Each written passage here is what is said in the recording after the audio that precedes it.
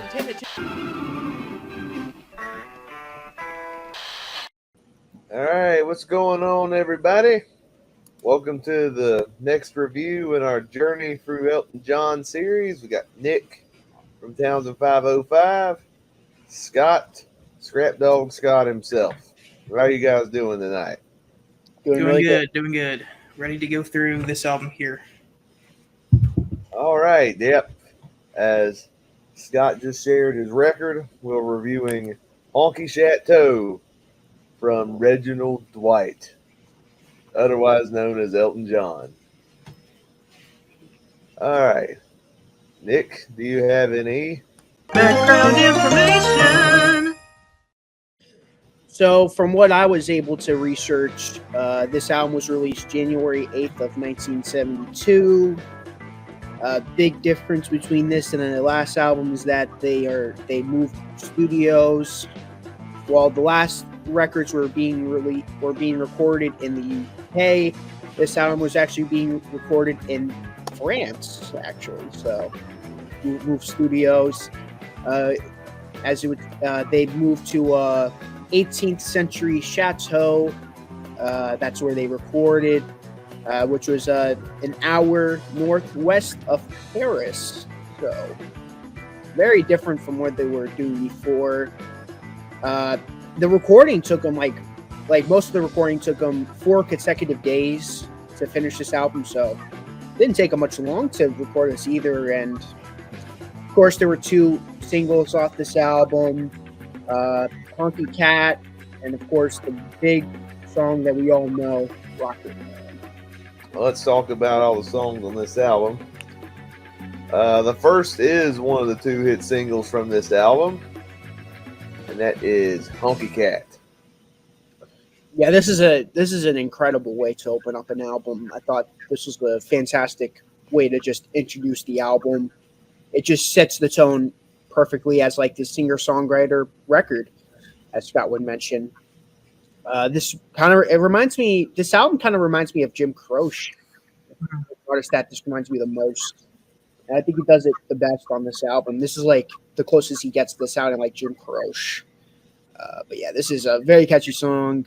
Get Back, Honky Cat. I could definitely see why this was chosen as a single. This was great. So, Honky Cat. This opens up with that jaunting piano. Boom, boom, boom, boom, boom. And then you get the synthesizer coming in. Boom, boom, boom, boom, boom, boom. And then the band kicks in, the drums start going. Really cool groove on this song. It kind of starts off kind of jaunty, but then it gets more up-tempo as it goes on.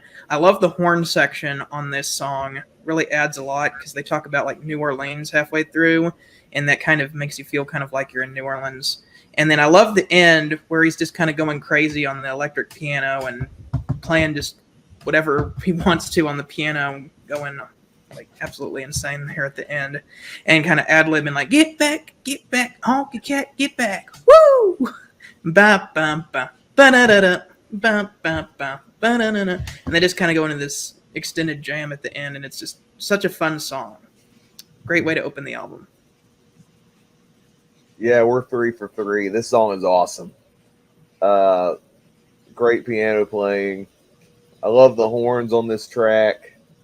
It does have that New Orleans feel to it. I think that's what he's going for on the song, obviously, especially with some of the lyrics involved.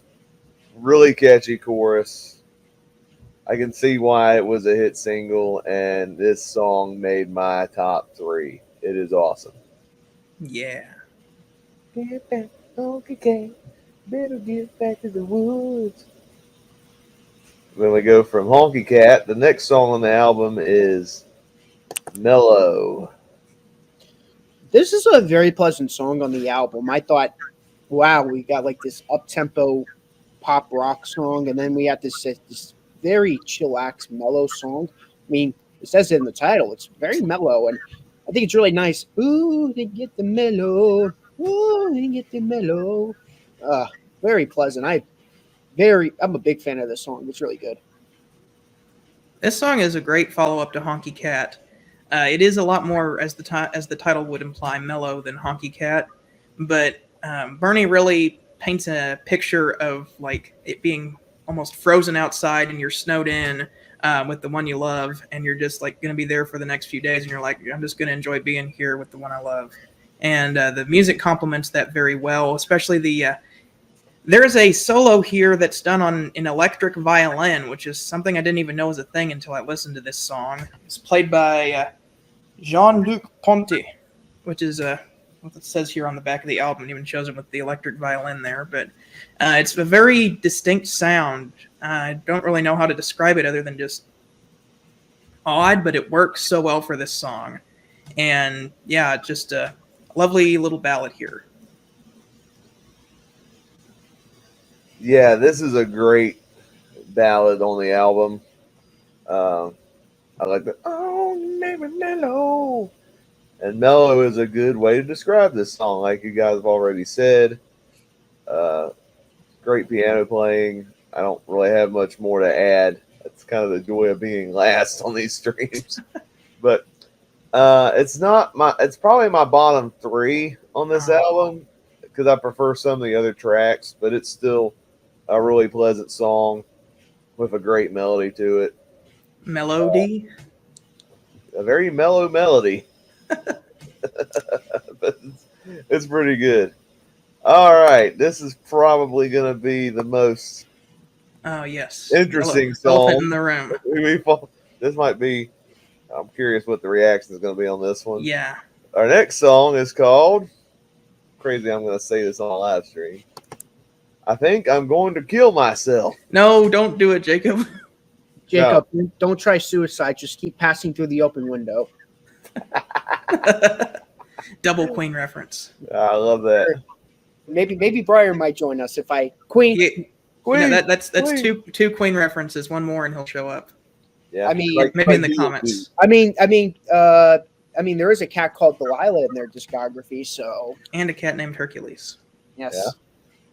But going to this song, I'm going to be the most positive on this song. I know it. I think this is a fantastic song. I love the irony and its sarcasm. Like, I know he really doesn't mean he's actually going to kill himself, but I just love like the play on words on this song. It's catchy too. It's catchy and it's not really meant to be taken seriously, and that's what I love about it. It's just a fun song that's just meant to be dark, and I love it. So yeah, this song kind of reminds me of Maxwell's Silver Hammer by the Beatles. The music is very jaunty and upbeat, but then the lyrics are very dark. However, whenever you take a closer look at the lyrics, I think it's more satire on like people who are just lonely and want attention and are just threatening to do it. Because like the lyrics are just like, I'm getting bored and I'm like, I just want to make the headline news. Or like, maybe you can save my life if like this girl comes and sees me every night. I don't know if that was like a famous actress or if Bernie just like made up a name, but it's like you can tell that this person is actually kind of just like wanting attention, and like I don't think they're actually wanting to commit suicide. But the chorus is just so catchy. It's like, oh, these lyrics are so dark, but then you get this catchy, like upbeat, bubbly little chorus, and then there's like this tap dance routine in the middle, and I'm like, what is going on here? Like, I want to hate this song because the lyrics are so dark, but it's just so catchy and upbeat. Let's go. I'm glad I got Scott on my side. Let's go. So I listened to the song twice.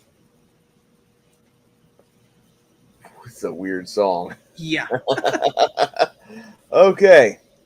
So I just can't get on board with this song. I get that. It rubbed me off the wrong way both times, and I don't share this with too many people, but I'll share it here to get where I'm coming from. So I have contemplated suicide in the past. Oh. And I've gotten out of that. Out of that mentality. If I had heard this song during the dark time in my life, this peppy little song where he's like, Yeah. I think we're gonna kill myself, try to live suicide. I probably would have taken that the wrong way, Yeah. and I wouldn't be here talking about this album. So I think just doing a catchy song with suicide as the focus just comes off as problematic to me, especially Yeah. when it's I don't really I don't know if I see the satire in this song, to be honest. It's just this guy trying to get attention because he's bored and he's lonely or whatever. I'm like, I don't know if this is the best reasoning to do something like that. Production wise, the song's pretty cool. I'm not gonna lie, like the piano is pretty cool. So I like the production on this song. I like the part where he goes teenage blues and then it slows down when he says that. But yeah, this song is weird. Like, why is there tap dancing in this song? I forget that. I'm like, what? Hot take, I like Queen's Don't Try Suicide way better. Yeah, it's a flawed song too. The chorus, Don't Try Suicide because nobody cares. I'm like, yeah, well, people care I don't about like that you and they don't want It's you to even kill worse. yourself. I'd rather hear a song that's like, don't kill yourself than I think I'm going to kill myself. I don't know. If I was feeling suicidal when someone says nobody gives a damn, I don't know. That would rub me off the wrong way. Yeah. I think we can all agree that Keep Passing the Open Windows is the best one. Oh yeah, that's like, Yeah. Love is all you need. Bum bum bum. Yeah, I agree. I think that's the best of the three songs. I still don't care for this song. It's easily the worst song on the album. I will say this: Genesis, Harold the Barrel. That song I've completely. That's a satire song done right with this type of subject matter. True. Yeah, I will give you that. because it's more comical. This one Whoa. is kind of like Nick and I were saying we do get the satire in this song, but I definitely can see how somebody wouldn't get the satire because it's kind of hard to find. Yeah. Harold the Barrel is just like ridiculous. Yeah. It's the ridiculous I can get into though. Yeah. All right. So our next song on the album, hopefully we'll all agree this is a great song. Susie or Dramas. Yeah. So the last song was your least favorite. This song's my least favorite. However, the only reasons why it's my least favorite is because there's 9 other songs that I just like better. I think the song's better than the majority of the debut album and like all of Tumbleweed Connection. So before you guys bring out the pitchforks, I think this song is awesome. I'm just kidding. The song, I am an ogre. Rah! Now is the part where you run. Yeah, this song's great, but come on. There's just so many other songs I prefer. Okay, so this song is very similar to some of the stuff on Tumbleweed Connection, except I like it a lot better than everything on Tumbleweed Connection other than Come Down in Time. Like, this song, it has that kind of Western, kind of rocky feel to it, and this time I'm all on board with it. I didn't like Tumbleweed Connection as much, but I feel like if this song was on Tumbleweed Connection, it would be like my second favorite song on that album. But I love the guitar that J.V. Johnstone is doing on here that really sets the funky feel of the song. And I feel like the unsung hero of this album is D. Murray. His bass playing on this album is amazing. I cranked the bass up on my system when I listened to this record, and D. Murray's bass lines are so good on this album. Like, he really just adds another layer, especially when he like gets in the groove with Nigel on the drums. It's amazing. This is a really great song. Yeah, I agree. This is a great song. There's like 3 songs that are competing to try to get in my top 5, and this is one of them. Ooh. Oh, this is such a rocking jam. I love the chorus is really catchy. Oh, and a girl named Susie. But there's this catchy little line about a woman named Funky Fanny. I'm like, Was she such a naughty nanny? Yep, I think Queen would write a song about her later on. Oh man, this song's really good. I agree about the bass. The bass on this song is really good. Yeah, this song is such a delight. Wait, is it Funky Fanny? I thought it was Living with Her Funky Family. Let me look at the lyrics real quick. I thought it was Funky. Oh yeah, no, it's Living with Her Funky Family. Oh, it is Funky Family. I thought it. Wow. I like Funky Fanny better. That's funnier. It's like an ad. Living with a Funky Fanny. Funky Fanny is funnier though. I thought it was talking about another woman, Funky Fanny. Or it could be your backside, maybe. I don't know. That's even funnier. I don't know. Back on track. But whatever. This is a great song. All right, we inside one with the other hit song from this album, Rocket Man, or the full title, I Think It's Going to Be a Long, Long Time. Okay. Well, this song is really good. I know Scott's probably going to elaborate more on that, on why it's great. Oh, yes. If you want someone to elaborate on great hit songs, Scott's your man. But yeah, this is, I really like the chorus. This barely missed my top 5, though. What? This barely missed my top 5 because I just prefer the other 5 songs more than this. It's not because it was overplayed or anything. I mean, to be honest, I think the song doesn't get played enough on radio. Yeah, it's been a while since I've heard it. Even when I I used to hear it all the time, but now I don't really hear it on the radio. Even when I was forced to listen to the radio from other coworkers, I never heard the song on the radio, which is a shame because I'd rather hear this. Honestly, I don't really hear Elton John very much anymore on the radio. I used to hear him a lot more. Like, I'll hear Tiny Dancer every once in a while, but that's about it. Like, I used to hear... My classic rock station here plays Elton John frequently. Okay. Like, I hear Rocket Man and Crocodile Rock, Tiny Dancer, and a few others. I just hear Tiny Dancer every once in a while. Like, I used to hear, like, Benny and the Jets and Goodbye Yellow Brick Road and Rocket Man and like all his big songs, but now I don't really hear him on the radio that much. Yeah, it's a shame because I think this is a great song. I mean, I'm not be like, oh, I didn't make my top 5 because I heard the song too many times. If anything, I don't hear the song enough. So there's that. I love this song, but there's just 5 other songs I just like more. So this is one of the songs that got me into Elton John because of, unfortunately, a Disney soundtrack movie that had all Elton John songs, which I will not say the name of because it's a terrible movie. But the soundtrack had a lot of Elton John songs on it, and I listened to this song. And this song and Benny and the Jets were kind of the two that got me into Elton John and made me check out his stuff. But, like, whenever I first heard this song, I'm like, this song is amazing. And I really liked the part at the end where it was like, and I think it's going to be a long, long time. But the way that the song just starts with just like the one chord and then he goes right into the vocals is like, boom, she tracked my bags, that's not pre-flight.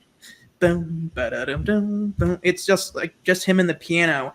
And then Davy Johnstone is kind of, he's strumming the acoustic guitar, but he's using the electric guitar to make like liftoff sounds. Like he's using a slide and he just slides up like to sound like the rocket is going up into space. And then you get that chorus, and I think it's gonna be a long, long time. The touchdown bring me round again to find. And I like when he does the falsetto bit. Oh, no, no, no, I'm a rocket man. And then, like, can anybody really tell what he's saying in the chorus? It's like, I think it's like burning up his fuse up here alone or something like that. But, like, that's one of those misheard lyrics that nobody knows what it really is. I think that's what it is. But, like, I remember specifically watching a commercial when I was younger where it's these people, like, trying to figure out what he was saying, and it was something like, something, provolone, cheap cologne. Or, like, nobody could figure out what he was saying. I mean, I got the lyrics right here. It's in the... I can find out, finally. Let's see. Burning out his fuse up here alone. That's what he's saying. But then you get the when he gets to the next verse, when he gets to all the science I don't understand, he starts like playing piano chords up higher, and there's a synthesizer that comes in like boo-doo-doo, boo-doo-doo. And that adds a whole nother layer to the song when that synthesizer comes in. And then you get back to the chorus, and then the outro where he just keeps repeating, and I think it's gonna be a long, long time. And then, like, at the end, Davy Johnstone is doing that slide thing again, but he goes down instead of up to kind of sound like the rocket is touching back down. Woo! It is an amazing song. It's, wow, like, it's just that good. Yeah, this song. Well, first off, I actually rewatched Romeo and Juliet the other week. No, that don't movie is say it. trash, by the way. It is. It's awful. It's got a great soundtrack, but the movie's awful. Yeah, I don't even get why Elton John signed on to do the soundtrack for that movie. Because we've got to have money. His songs don't even add to the story. It doesn't even make sense. Like, you have a lawnmower race scene, and it's like Saturday Night's All Right. What? For a lawnmower? Like there's another song you could have used about a lawnmower that was right, like sitting right there. I know what I like it. But anyway, back on track. I gotta tell you about this song. The William Shatner version is better. No, I'm just kidding. That version is laughing, please. I am a rocket man. But yeah, this I think this actually might have been the first Elton John song I ever heard. We did a thing in preschool for our graduation, and it was like a sum up of the year, and I think there was a section involving different careers and jobs that occupations that we were learning about. And one of the songs used was Rocket Man, I remember correctly. And that was how I first heard this song before I knew who Elton John was. So I think I do kind of have like a special connection to this song. But as for the song itself, it's an amazing track. One of Elton's best singles. It's a great ballad. I love the guitar playing on it. There's some good piano on it. Scott mentioned the synthesizer on the second verse just builds to an already great production. And I think the lyrics are pretty cool because, yeah, it's technically a space-themed song about a man exploring space, isolated by himself. But you could also mirror that between that and the pressures of being a musician and being on the road and not having the quiet life that you would want in that field. I can see it both ways. Actually, the Rocket Man movie did a good job of portraying that as well. That loneliness and isolation that he was going through during the pressures of being a big rock and roll star. Mm. I also kind of take it as a double meaning that can mean like exploring space and being alone, but it also is kind of about like separating from your wife. Like if you have to go through like someone who's going through a divorce, especially if it's like Mars ain't the kind of place to raise your kids. Like it's kind of like there's even a line that says I miss my wife. So I kind of feel like it's like someone who's recently separated from their wife and kind of feeling out alone. Yeah, I can see that as well. Actually, I got to bring this up too because the Rocket Man movie touched on this. But yeah, there was one there when the song was used in the movie, and this actually happened. Elton was like coked out on drugs, and he was like all crazy that he attempted to kill himself, and he nearly drowned in his pool. But they actually grabbed him up, revived him, and literally later on that day, he had to perform a show. Wow. And he was in like I think it was in one of the baseball stadiums because he had like the Donald Duck outfit. Yeah, they actually do that in the movie, which is it's really crazy that happened. Okay. All right. If I had a nickel for every time a bad or mediocre movie used Elton John songs, I would have 2 nickels. That's not a lot, but it's weird that it happened that happened twice. Uh, well, let's not forget the terrible use of "Don't Go Breaking My Heart" in the Chicken That's Little. No, that's the second one. no, no, not Chicken Little. Oh boy. Uh, all right, so we move into side two, and we have. I'll flip the record. Salvation starts off side two. This song is great. This is a beautiful song. Um, I don't know if you would consider this to be a gospel song, but it reminds me of something that would be gospel, and I'm all for it. This is one of two songs that are fighting to be my favorite song on the album at the moment. Uh, this is how you open up a side two. Like side one opened up perfectly. Side two opens up even better.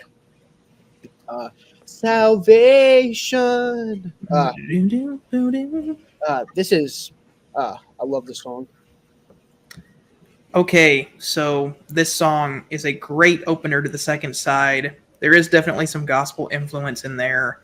I love the interesting chord progression that's used in the chorus of this song because it's not a normal chord progression. Like he's using some interesting borrowed chords on this song, and I love when the guitar goes into that one chord that's like do do do do do do, and then it goes into that really dramatic chord. Like very interesting chords on the chorus of this song. Very catchy. Gonna take a lot of salvation. Do do do do do do. And I like that they kind of use that guitar lick a lot in here. This is one of the slower songs on the album. Very good. I like this one. Yeah, I like this song a lot too, and I would actually do consider this to have gospel influence on it. A lot of gospel vibes on this track. Oh man, it's got a really beautiful chorus. Nothing like salvation.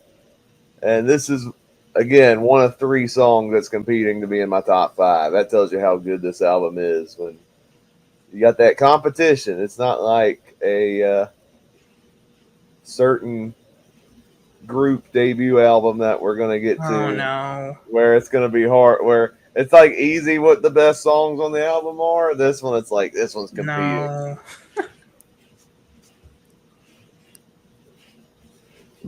Okay. Now we go from gospel to country with Slave. Yeah, I thought this was a really good song. This didn't make my top five, but I thought this was a pretty good country song.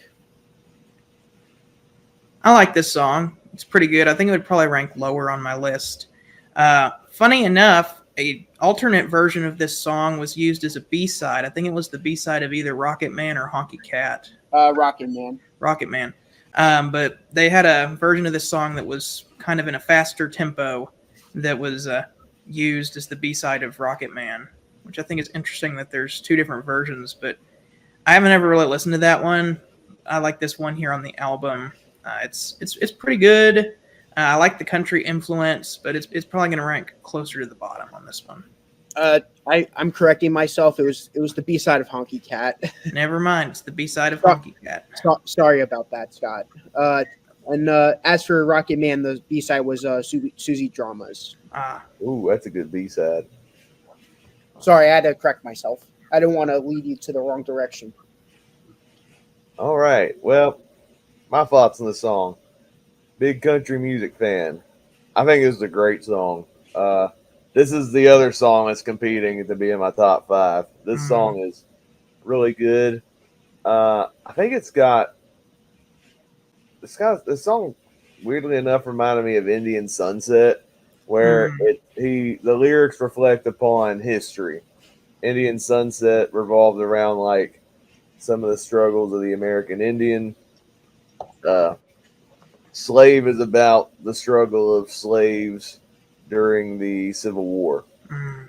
And I actually really like the storytelling in the song. It's got a really hopeful chorus because the song builds closer into their freedom by the end of it. So it's got a really powerful finish, I felt like. It's a good acoustic song. There's a really good steel guitar solo on this track. I actually really like this one. I can't imagine this song working in a faster tempo. I think that would have undermined. I think this is Probably. spelling. I think the slow version's way better. I'm not a fan of the faster paced version, to be honest. Yeah, but it works great as a country style song. And in fact, I actually think this song is countryer than most of the tracks on Tumbleweed Connection. So It kind of is. And I think it's way better. I would add that it's better than anything on that album too. as someone who defends Tumbleweed Connection, I'm like, yeah, this is like to me the only real country song on Tumbleweed Connection is Country Comfort. True. So it's cool hearing the occasional country flourish from Elton John, which is really cool. It's not the last time you'll hear it. Yeah. All right, our next track is Amy, what you wanna do? Wait, wrong Amy. Oh, Yeah, this is another really good song on the album. This is my second least favorite on the album. Yeah, my bottom three songs are Mellow, Amy, and Susie Dramas, but they're still really good songs on the album. Still not going to undermine them, but that's just where this song ranks as second last. oh man, I really like this one. I like the kind of the funky feel to it. It kind of has like an R&B influence to it here. And I love the strings that are used on this song, the Paul Buckmaster strings that you can use so heavily on Self-Titled and the Madman Across the Water album. And once again, Dee Murray's bass playing is really great, and there's like some extra percussion in there, like some congas and stuff. I really like that. Pretty cool. Lyrically, it's just about Elton John like going for this girl that like apparently his dad or Elton John's character is going for this girl that his dad doesn't like, but he's like, I don't care, I'm going for you anyway, pretty much. Oh yeah, this song is fine. It's got a good groove to it. Some really good piano playing. The strings on this song are really cool. It's actually my second to least favorite song on the album. It doesn't annoy me or rub me off the wrong way like the weird little suicide song. But like, I still really like the song, but the other 8 songs I like a lot better than this one. All right, getting down to our last 2 tracks. This one I know is a fan favorite. Mona Lisa's and Mad Hatters. For a good reason. This is a great song on the album. I was having a hard time whether this ranked at number 5 or Rocket Man ranked at number 5, but after deciding between the two, I went with this song being number 5 and Rocket Man being number 6. I think these two songs are both equally as great, but I happen to like this song more. I love it's like Mona Lisa's and Mad Hatters. Very beautiful song, and these last 2 songs are absolutely amazing. So yes, Mona Lisa's and Mad Hatters. This song is fantastic. I love how some of these songs is just like one chord and then Elton's in. We had that with Rocket Man, and now we have it with Mona Lisa's and Mad Hatters, like boom, ba do do boom, and now I know is right in. The lyrics. I want to talk more about the lyrics of this song. They're written about Bernie Taupin's first impression of coming to New York City, because before this album had come out, they had only really been in the UK. Now that Elton John was becoming a big superstar, they were able to go all over the world. They got to go to New York, which is, if you've never been to New York, it kind of seems like a land of opportunity that's going to be a great place. And then he got there, and it was all these just corrupt businessmen. The subway was overpriced, and the poor people like couldn't get on the subway because it was overpriced. He's like, well, what a dump. But then there's kind of some hope found in this song as well, that like while New York is kind of full of cutthroat people, that there still are some good people out there in the world, and like to kind of look for those people. And I love the piano playing on this one. I love the production used on this. It kind of reminds me of your song from the debut, and it's just a wonderful song. I love this one. I'm not going to say where it ranks right now, but it's definitely in my top 5. Yeah, this song, I got a funny story. So the first time I heard anything regarding this song, uh, several years ago, there was a remix done by an artist named Pnau, I think is how you pronounce it, No. Pnau, and the remix is called "Good Morning to the Night." And literally, literally the verse is like it takes I thought I knew, and now I know, and then that's the verse, and then the chorus is like, turn around and say good morning to the night. Bow, down, down, down. It's like very EDM dance pop. Yeah, both of you guys would probably say it's garbage. I can imagine you not liking that song if you've heard it. It's kind of in the same vein as that remix collab Elton did with Dua Lipa a few years ago, Cold Because it Heart. was remixed by the same person. Oh, that makes sense. And I think it's the same guy that did the remix with Britney Spears, "Hold Me Closer," which that's hot garbage. The other two I don't. The other two I don't mind as much. But uh, but yeah, that was my introduction. Was that weird little remix? No. It's kind of a guilty pleasure, actually. It's kind of a near worm. The actual song though is amazing. Finally hearing it. Um, yeah, it's just a really beautifully crafted song. Hearing the context, I think, actually makes the song better because it dives into the kind of like the bleakness and how rough New York actually is, New York City. I think I had read somewhere Bernie had written the song. He was staying in his hotel room and he heard a gun go off next to him. I think that was the inspiration for it, actually. But it's still a very, it dives deep into the bleakness of it. But like Scott said, there's hopelessness in it because, like, oh, I thank the Lord for people like you. While Mona Lisa's and mad at us, turn around and say good morning to the night. Oh, that's a very good song. This and another song are debating or competing for top 3. Mm. So this song's really good. I'm surprised this wasn't pushed as a single. Honestly, Yeah. This is a really good song. Could have at least been like, the B-side of something. Yeah. Actually, there's 2 songs this album. I'm surprised it didn't push the single.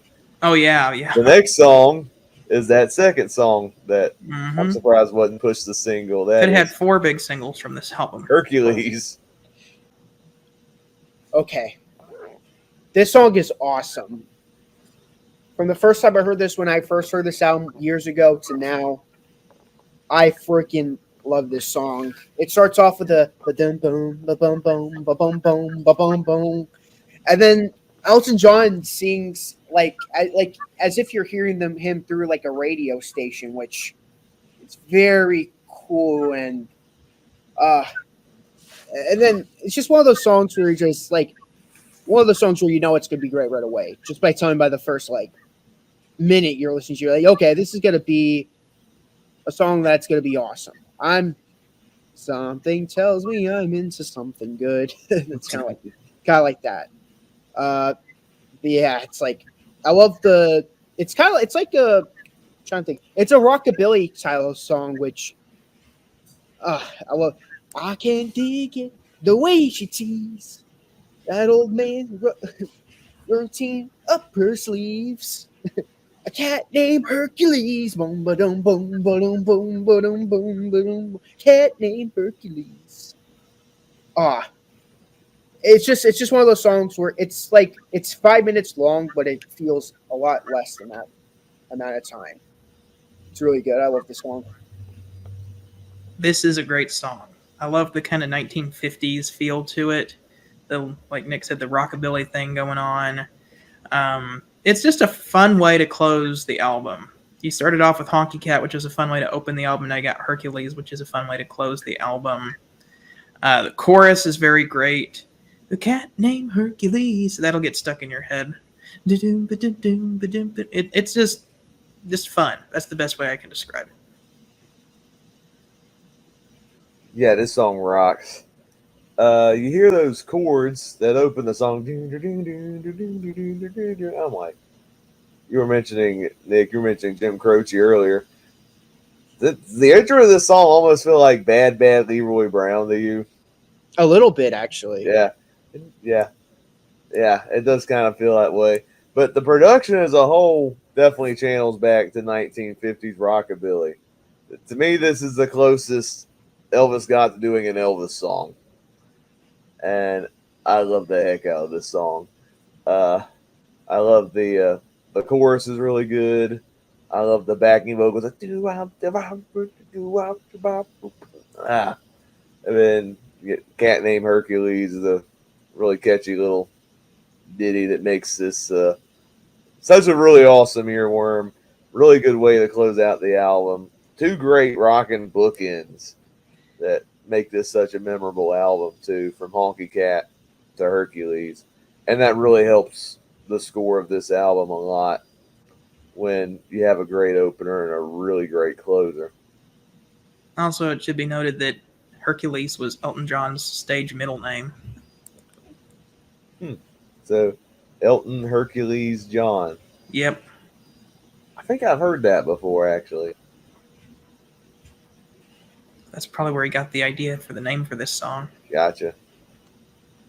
All right. What is everybody's top 5? Okay. So, two, well, I'd say one big honorable mention to Rocket Man. As for my top 5, number 5, Mona Lisa's and Mad Hatters.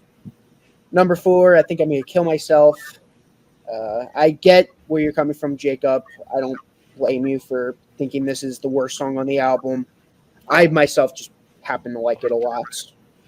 As for my top 3, number 3, Honky Cat. That had to make my top 3. So I do have a hit song in my top 3.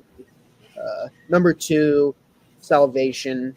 And, well, my number 1, well, not only is it my favorite song on the album, but it's my favorite song from him, period. There's an ABBA song that's my favorite from them. That's a 50s style in this. That's I Do, I Do, I Do, I Do. And this song fares just the same, and that's Hercules. I don't know why, but when 70s artists do that 50s style music, it works. Like, I think I Do, I Do, I Do, I Do is the best ABBA song, and I think Hercules is the best Elton John song. So it's like, I don't know, just when What about Hot Dog? Hot Dog is one of my favorite Zeppelin songs. It's like whenever a 70s artist does that rockabilly or just like that 50s style music, it works. What about Crazy- Candy Store Rock? No, not that one. What was that? Not Candy that one. Store Rock. Oh, I like that song too. It's not one of my favorite Zeppelin songs, but yeah, Crazy Little Thing Called Love. That's a great one. Crazy Little Thing Called Love.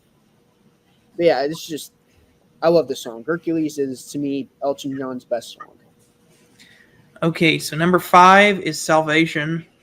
Number 4, Honky Cat. Number 3, Hercules. Number 2, Rocket Man. And number 1, Mona Lisa's and Mad Hatters. Oh, yeah, great choice. All right. So, like I said, I got 3 competing for what my number 5 is going to be. So that means I got 2 honorable mentions. I think I'm going to have to say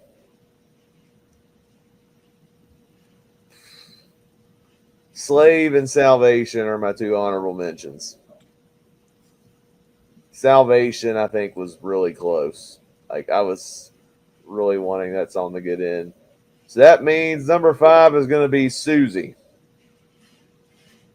I can't go wrong with that Funky Fanny. 4 and 3 are really close. But I think I'm going to go number 4, Mona Lisa's and Mad Hatters. Number 3, Hercules, which means my top 2 are the singles. But which one do I prefer? Number 2, Honky Cat. Number 1, Rocket Man. I couldn't turn that one down. That one is too good of a song. All right. What are we going to rate this album? Well, I said this earlier in the video, but this is number 5 in my top 100 albums list. So by that, it's automatically going to be a 10 out of 10. So, before I give my ranking or my score out of 10, I'm going to kind of compare this with the last album, which is Madman Across the Water. I feel like Madman Across the Water has one or maybe two songs that have higher highs, but I feel like this album is a lot more consistent. So I'm going to say that this is better than Madman Across the Water, and I'm going to give it a 9.75.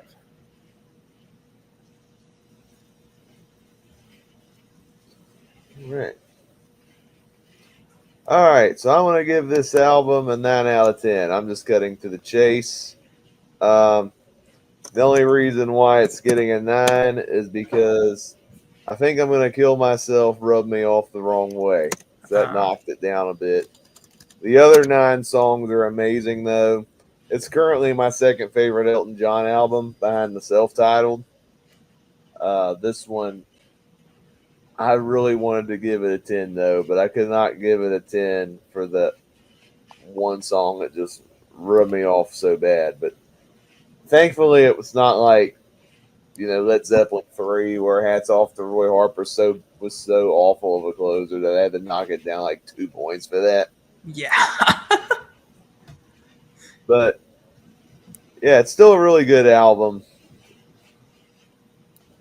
The average score between the three of us is at a 9.5 out of 10, right. which means it also average-wise, it's our second favorite album combined behind the self-titled. That's where I think it should go. All right, yep. So, all right, so thank you for tuning in to this review of a really great Elton John album. If you're watching the replay, since we didn't get any comments in the live chat, you can share your thoughts in the comments below if you want, if you're a fan of this album or not. Join us next time in our Elton John album review series. We'll be reviewing probably one of his craziest album titles, Don't Shoot Me, I'm Only the Piano Player. That's a good one. That is a really good I know one. that's the album that has Crocodile Rock on it, so I'm sure that's a good album. And a Daniel. Daniel's a great song too. Oh, and lots of other really amazing deep cuts. All right, so any final thoughts before we end the stream? I wasn't expecting me the only one who gave this a 10, but yep, this is a great album, and I'm excited for the next one. I don't think it was quite up to the 10 level, but we'll see, because coming up, Elton might be getting a couple of 10s. We'll find out. Yeah, I'm sure he'll get some 10s in the rest of the decade, probably. I don't know about later in his career, but at least this is like Elton at his probably most creative peak. And his voice was definitely the strongest in the 70s compared to later on, like post vocal surgery. Yeah. So, Bad on a Woman Down on New Orleans. Madman Across the Water, this album, and Don't Shoot Me on the Piano Player are him at his most singer-songwriter-est. Yeah, I'm looking forward to diving into that album. So join us next time for that review. Thank you for tuning in on this one. And as always, we'll see you in the next one. And the rip-off Scott's quote, music is art and art is expression. And music is so dang fun to listen to. I added that last part. And I'm going to rip off what Jason says. Here in the basement of Great Pennsylvania, I got to review a great album. I'm going to rip off what Jason says. It's too long and it's too bluesy. And I'm going to rip off what Jason said. And the Beatles is the best band of all time. I second that.